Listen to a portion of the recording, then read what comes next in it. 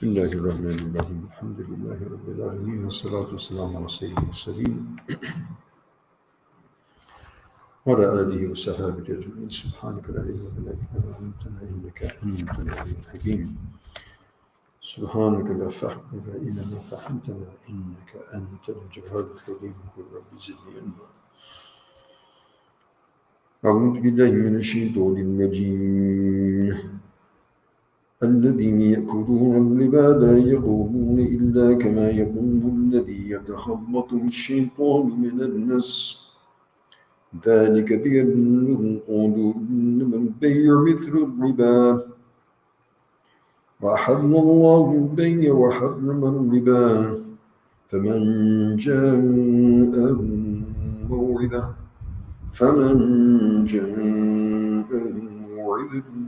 من ربه فانتهى فله ما سلف وأمره إلى الله ومن عاد فأولئك أصحاب النار هم فيها خالدون يمحق الله الربا ويربي الصدقات والله لا يحب كل كفار أثيم إن الذين آمنوا وعملوا الصالحات وأقاموا الصلاة وآتوا الزكاة لهم أجرهم عند ربهم ولا خوف عليهم ولا هم يحزنون. صدق الله مولانا العظيم. Allahu Akbar. So here Allah subhanahu wa ta'ala, after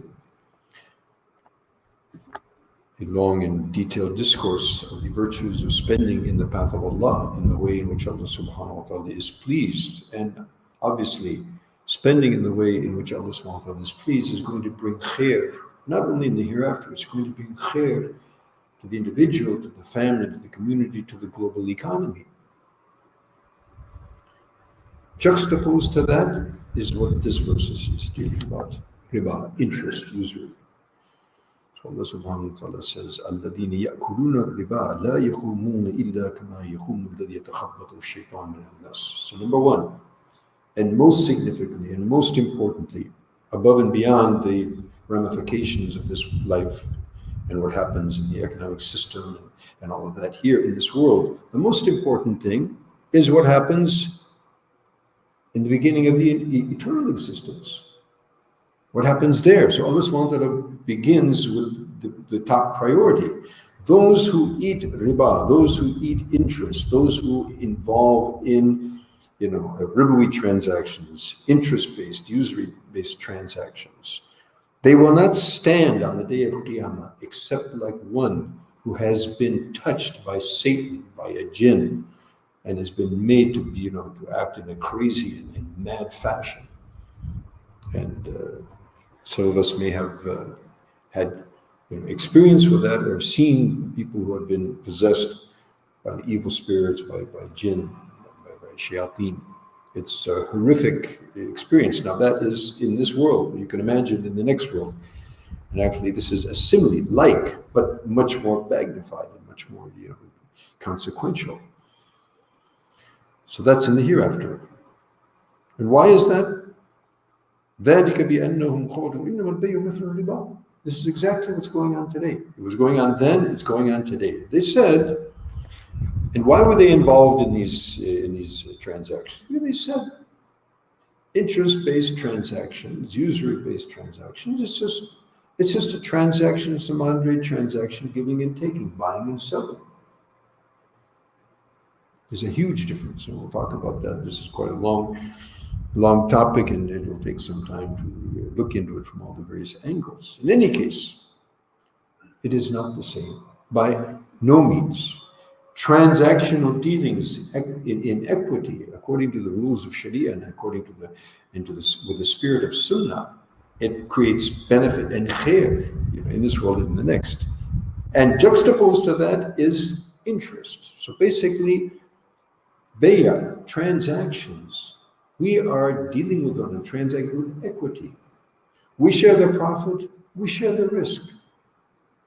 If there's benefit in the transaction, we all benefit. If there's a risk in the transaction, we all bear that risk. Usury is what? You, the poor fellow who I'm going to take advantage of because I have resources and you don't, I will, having the upper hand and having power over you, will force you to enter into a transaction which is one-sided. Benefit is mine in any case, and detriment will be yours in any case. But of course, as we see in the ayat, the actual detriment is going to be for those who enter into those transactions, and perhaps those who force others, like we have in the world today. There's many people who would not like to enter into these transactions because of the basis of the economic system, which is based on interest and usury. The common man is forced into these transactions. We'll talk about that a bit later, inshallah.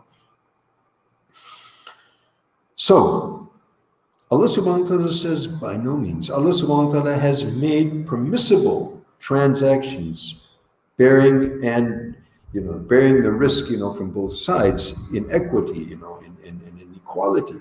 وَحَرَّمَ الرِّبَا. And He has made absolutely forbidden the entering into transactions which are based on interest usury. So who? فَمَنْ جَاءَهُ مَوْعِظَةٌ مِّن رَبِّهِ فَانْتَهَى فَلَهُ مَا سَلَفَ. And this was also prevalent in the days of Jahiliyyah before Islam.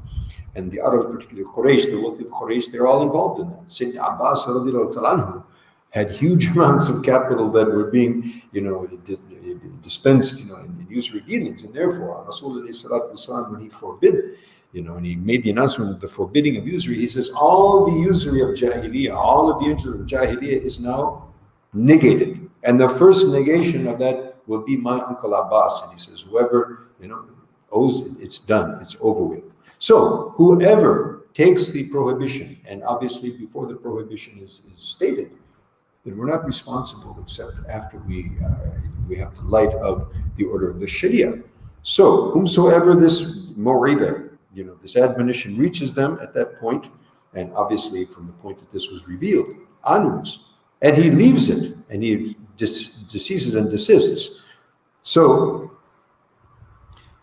for whatever has happened previously in those interest-based transactions that took place previously, that will be excused. But who returns to this type of transaction, then he is going to be the companion of the fire, and he will remain therein.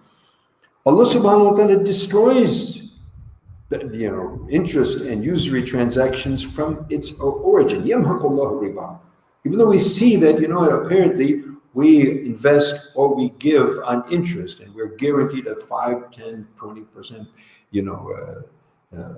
benefit from that. So apparently it looks like we're gaining. Allah subhanahu wa ta'ala says, you're not gaining. It's going to be brought to naught. And if we look historically, all transactions and all economies based on interest, look at our economy today. Day by day, the rich get richer and the poor get poor. But we have so much availability. The banks are extending, the interest-based loans to everyone. What's happening? Everyone is going farther and farther into the quicksand and sinking deeper and deeper into economic strife and travail. So Allah subhanahu wa ta'ala brings these transactions because they are highly detrimental. We're going to show that on the global level. So Allah subhanahu wa ta'ala ultimately brings this to naught and destroys it from its origin. As for sadaqat, that we heard all about that previously in the previous ayats, Allah subhanahu wa ta'ala puts khair and barakat and brings it, zakat, it not only purity, it is also bringing, it is increasing. It is increasing, the benefits thereof. Just as we prune the tree, after pruning the tree, we get more fruit, we get more lush, vegetation. So those persons who understand that and come back to the orders of Allah subhanahu wa ta'ala, then they will not be blamed. And those who do not so, they will be companions of the fire wherein they will abide forever. And as Allah subhanahu wa ta'ala always does, once He warns us, He also encourages us. So on the other hand, those people who have belief and they act upon the belief and they do righteous action, inna ladina amanu wa aminu salihat wa qamu salat, establish salat and pay zakat. They don't involve in riba, they pay zakat, sadaqat, khairat. They enter into legal transactions. Lahum ajruhum, they have their reward with their Lord, with their Rabb. وَلَا خَوْفٌ عَلَيْهِمْ وَلَا هُمْ يَحْزَنُونَ. And again, no fear on them and neither will they grieve. There won't be any fear on them in this world and in the next. And also they will never be sorry for entering into proper transactions and abstaining from prohibited transactions. May Allah subhanahu wa ta'ala give us tawfiq. There's quite a long discussion here. Hopefully Allah give us tawfiq that we'll be able to enter into that and understand it, because it's a very critical issue in the days and times that we live in. Ameen. Alhamdulillahi Rabbil Alameen. Wassalamu alaikum wa rahmatullahi wa barakatuh.